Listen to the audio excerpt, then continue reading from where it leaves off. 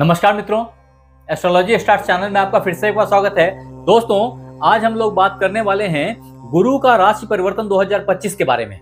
मित्र, ये बहुत ही खास घटनाक्रम है, कारण कि गुरुदेव पूरे इस चक्र को पूरा करते हुए पूरे 12 साल में वापस से उसी स्थान पर पदार्पण कर जाते हैं, उसी बिंदु पर वापस लौट जाते हैं, क्योंकि हर भाव में लगभग 1 साल ये रहते हैं। गुरुदेव 14 मई को वृषभ राशि से निकल करके मिथुन राशि में आ जाएंगे और इस जगह पे ये 2 जून 2026 तक बने रहेंगे।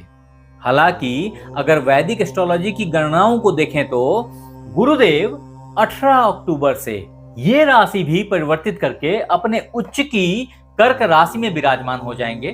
तत्पश्चात यहाँ एक छोटा सा ट्विस्ट आएगा और बृहस्पति का राशि परिवर्तन 2025 अपने वक्र गति को प्राप्त करेगा। गुरुदेव यहां से वापस से लौटना स्टार्ट करेंगे और 5 दिसंबर 2025 को गुरुदेव वापस से अपनी पुरानी राशि मिथुन राशि में विराजमान हो जाएंगे। यहाँ पे फिर इनकी वक्रता बनी ही रहेगी, क्योंकि ये वक्री होके वापस लौट रहे हैं। ये वक्रता इनकी बनी रहेगी जो कि 120 दिनों की होगी और 11 मार्च 2026 को ये जब पीछे जा रहे थे, ये वापस से अपनी मार्गी गति को प्राप्त करेंगे और लौट करके अपने उच्च राशि की तरफ प्रस्थान करना शुरू करेंगे।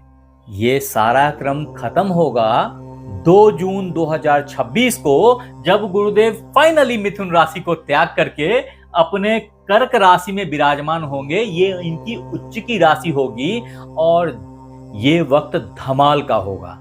बीच में भी वो धमाल आपके लिए मैंने बता दिया कि वो एक फेज है जो बना रहेगा। मैं इसकी व्याख्या विस्तार में करूंगा, लेकिन पहले समझ लें कि डेट्स क्या रहे हैं। यहाँ पे छोटे छोटे परिवर्तन जो आपको ऐसे दिखाई नहीं पड़ेंगे, वो खास परिवर्तन क्या है पता है? वो खास परिवर्तन ये है कि गुरुदेव जब इस राशि से, यानी कि वृषभ राशि से मिथुन राशि में प्रवेश कर रहे हैं, जो कि डेट मैंने पहले बताई 14 मई 2025, इस दरमियान मृगशिरा नक्षत्र के प्रथम चरण में होंगे और यह समहाउ जून 2025 तक बना रहेगा, जब गुरुदेव मृगशिरा नक्षत्र में विराजमान रहेंगे और मृगशिरा नक्षत्र के प्रभाव आप पे बहुत मुखरित होके पड़ेंगे। याद रखें इस बात को कि मृगशिरा नक्षत्र मंगल का नक्षत्र है, गुरु के साथ इनकी मित्रता होती है। यहाँ पे जो मैसेज निकल के आता है कि इस दरमियान लोगों के अंदर में मृगशिरा, हिरण का सर, तो हिरण के सिर के तरह की चौकन्नापन आ जाएगी और सुंदरता प्रिवेल कर जाएगी। अब यहां यह समझने वाली बात है कि कौन से राशि में इसका क्या प्रभाव पड़ेगा। यानी कि अगर आपके कर्म भाव में ये चपलता आ गई तो आप अपने जॉब के प्रति केयरफुल हो जाएंगे, सजग हो जाएंगे। एट द सेम टाइम किसी के धन भाव में सजगता आ गई तो वो व्यक्ति अपने धन के मामले में बड़ा चुस्त दुरुस्त हो जाएगा। तो इन बातों को हम विस्तार से बताएंगे कि आपकी राशि पे इसका क्या प्रभाव पड़ेगा, लेकिन पहले इसकी सामान्य प्रभाव को समझ लें। तो मृगशिरा नक्षत्र के बाद गुरुदेव इसी राशि में, मिथुन राशि में आद्रा नक्षत्र से गुजरेंगे। आद्रा नक्षत्र राहु के आधिपत्य का नक्षत्र है, लेकिन इसकी खास बात यह है, इस नक्षत्र के व्यक्ति बड़े एडमेंट होते हैं, बहुत एनर्जेटिक और दुस्साहसी होते हैं। ऐसे में कार्य की संपादन अवश्यंभावी होती है, जो कि गुरुदेव के प्रेजेंस में श्योर शॉट होगी। मैं फिर बताऊंगा कि आपके राशि पे इस कार्य संपादन का क्या प्रभाव पड़ेगा। तदोपरांत गुरुदेव मिथुन राशि के आखिरी नक्षत्र चरण पुनर्वसु में पदार्पण ले लेंगे, जो कि गुरुदेव की खुद की राशि है। वास्तव में पुनर्वसु का कुछ पोर्शन यहां कर्क में भी गिरता है, कुछ पोर्शन मिथुन में गिरेगा। तो जब गुरुदेव यहां से संचरण करना स्टार्ट करेंगे, तो जैसा कि मैंने आपको पहले बताया कि गुरुदेव 18 अक्टूबर 2025 को मिथुन राशि से परिवर्तन करके कर्क राशि में विराजमान हो जाएंगे, फिर भी ये पुनर्वसु चलता ही रहेगा और ये पुनर्वसु में बहुत दूर तक नहीं गुजरेंगे कि वहां से इनकी रिट्रोग्रेशन लग जाएगी, वक्री हो जाएंगे और वापस से अपने पुराने राशि मिथुन राशि की तरफ अग्रसर हो जाएंगे। यहां समझने वाली बात यह है कि पुनर्वसु के नक्षत्र लॉर्ड गुरुदेव खुद हैं, जो नक्षत्र अपने वाइज सोच, वैचारिक क्षमता, धर्म, ज्ञान, इन सब चीजों के लिए जाना जाता है। इसमें आपकी प्रवृत्ति कर देगा। लेकिन ये तो हुई नक्षत्रों की बात। वास्तविकता में गुरुदेव कारक किन किन चीजों के हैं आपको पता है क्या? कि गुरुदेव गुरुत्व, उच्च शिक्षा, ज्ञान, उच्च विचार, लीडरशिप, धर्म, भाग्य, विदेश भ्रमण, बैंक बैलेंस, सोना, विवाह और पुत्र के कारक होते हैं। तो ये आपको हमेशा ही प्रदान करेंगे।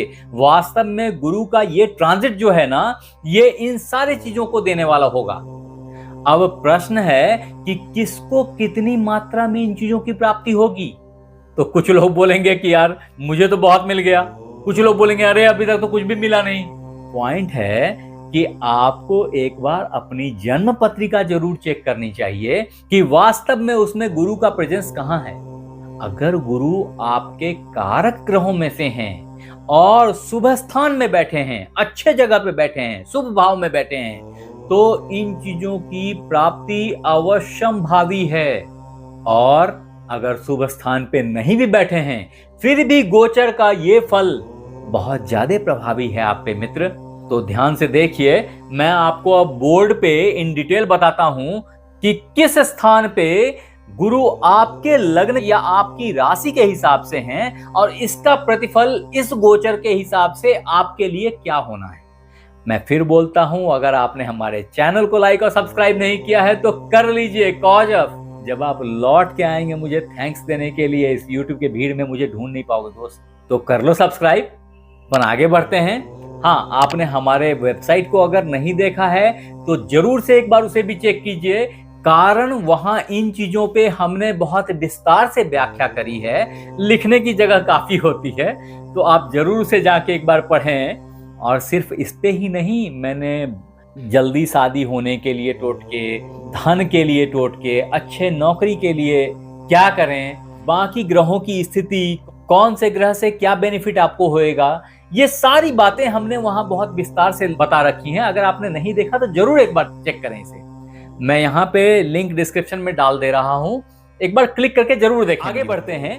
अब मित्र, गुरु का राशि परिवर्तन 2025 अगर आपके राशि को देख करके डिफाइन की जाए कि ये सिंह राशि वालों पे क्या प्रभाव रखेगा, तो समझें कि सिंह आपका लग्न हो चाहे राशि हो, आइदर द वे आपके राशि से 10वें भाव में यहां बैठे हैं, जो कि अभी वर्तमान में वृषभ राशि है। और जैसा कि मैंने पहले बताया कि गुरुदेव 14 मई से आपके लाभ भाव में आ जाएंगे, मिथुन राशि में आ जाएंगे और 18 अक्टूबर 2025 को ये मिथुन राशि को छोड़ करके कर्क राशि में आ जाएंगे।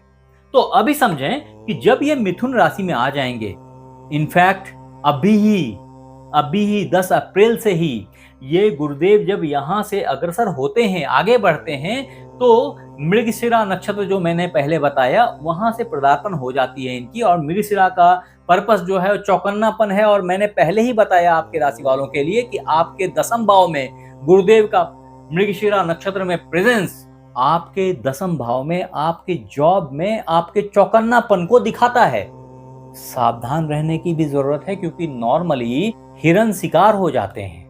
तो इसलिए आपकी चालाकी काम आएगी और इस चालाकी का परिणाम होगा कि जब गुरुदेव अपना राशि परिवर्तन करके मिथुन राशि में आएंगे, तब भी वो मृगशिरा नक्षत्र में ही रहेंगे और आप पे धन की, लाभ की बारिश करेंगे। ये लाभ सिर्फ धन की नहीं होगी, विभिन्न तरीके की लाभ होगी, डिफरेंट काइंड ऑफ बेनिफिट्स बोल सकते हैं आप इसको।